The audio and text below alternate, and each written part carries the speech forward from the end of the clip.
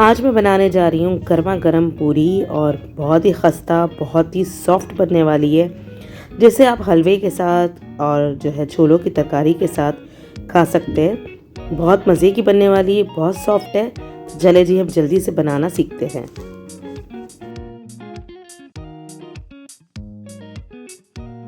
बिस्मिल्लाहिर्रहमानिर्रहीम। यहाँ मैं 2 कप जो है मैदा ले रही हूँ और आधा कप जो है गेहूं का आटा है।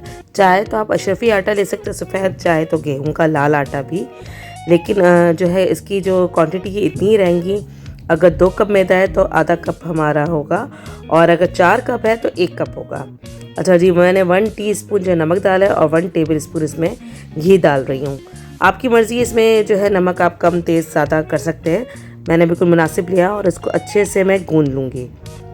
हमें थोड़ा सॉफ्ट बनाना है, सख्त नहीं बनाना है, ताकि हमें बेलने में भी आसानी हो और फ्राई करने में भी ये सॉफ्ट रहे। पानी मैंने ये ज़रा सा गर्म लिया हुआ है, लेकिन हल्का सा वार्म है, ठंडा पानी नहीं लिया है। बस इसको इस तरह से मैं जो है सेट करने के लिए रख दूँगी 15 से 20 मिनट के लिए, कि ये अच्छे से सेट हो जाए। और उसके बाद फिर हम इसके पेड़े बनाएंगे। बस 15 से 20 मिनट के लिए हम इसको रख देते हैं। जी, हमारे जो है 15 से 20 मिनट हो चुके हैं और आटा यकीनन सॉफ्ट हो गया होगा जी, बिल्कुल। और इसके मैं देखिए छोटे छोटे पेड़े बना रही हूँ।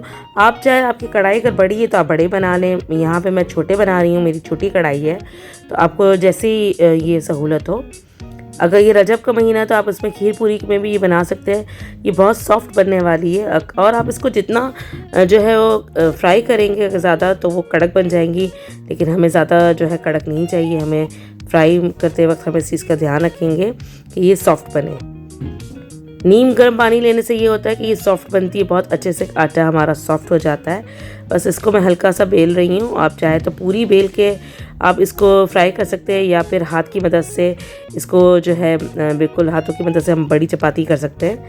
ये देखिए, इसको मैं अभी बड़ा कर रही हूँ और उसके बाद मैं इसको जो हाथ से कर लूँगी।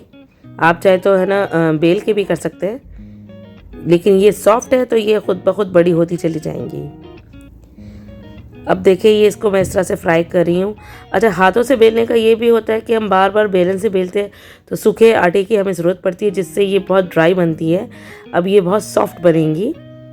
बस इसको गर्म तेल में डाल के हमें फ़ौरन चमचा चलाते जाना है, इसके ऊपर डालते जाना है ताकि ये अच्छे से फूल जाए।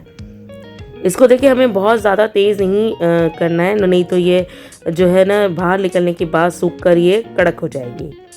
अगर आपको सॉफ्ट रखनी है तो आप इसको जल्दी से बस पलट देंगे और इसको फ़ौरन निकाल लेंगे।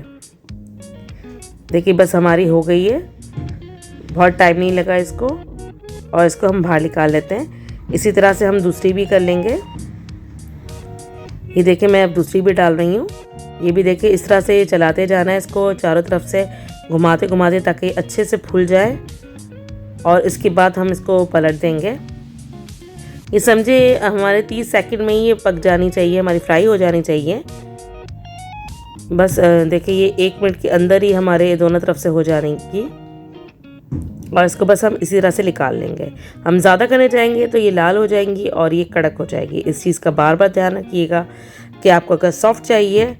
देखिए, हमारी कितनी अच्छी सी ये सॉफ्ट पूरी तैयार हो चुकी है, मज़ेदार सी, बाज़ार जैसी तैयार हुई है। इसको आप जो है आलू की तरकारी के साथ, छोलों की तरकारी के साथ और हलवे के साथ जो सूजी का बना है, ज़रूर ट्राई कीजिएगा। अगर आपको ये रेसिपी पसंद आई तो इसे प्लीज़ लाइक शेयर ज़रूर कीजिएगा और कमेंट्स करके भी ज़रूर बताइएगा। अपना बहुत सा ख्याल रखिएगा। अल्लाह हाफ़िज़।